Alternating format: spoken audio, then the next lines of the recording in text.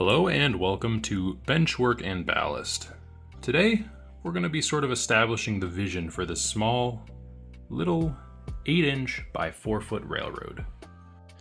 Now, this layout will be entirely DC, as DCC is kind of out of the option right now, and also, I'm not that great with wiring. It's something that I want to do in the future, but I simply just don't have the skill set to accomplish at the moment. Now, I do also want to say that as much as learning the DCC system would be nice, A, it's a little out of the budget, and B, I want to focus on scenery. I've been looking at a lot of model builds recently, and it just looks like fun in order to, or being able to just create a scene that represents an area that you want to model. I do want to say that I have a general idea on how I want this to look, but I don't really have an idea of how it's going to work.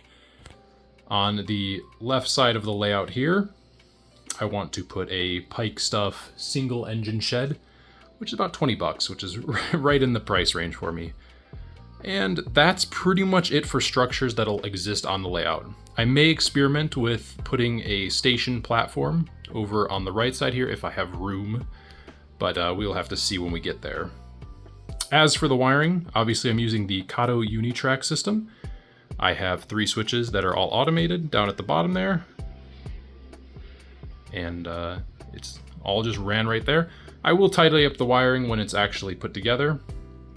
Now, one cool thing about this bench, or this table here, is it has this second shelf that is the perfect size to fit just a random additional stuff. And it's also able, like, it's the perfect height for me to just roll up to it in my chair and do a little operating session. So it works out perfectly. This is the perfect starting bench, and I was lucky enough to come across it.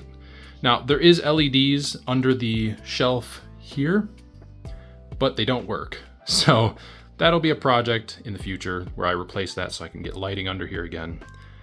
As for lighting on the layout, I don't know if I'm going to try to conquer that in this. It would be cool, but again, I don't know if I have the skill set or really the want, at least at this stage in the project, where I just kind of want to build something that's fun and works.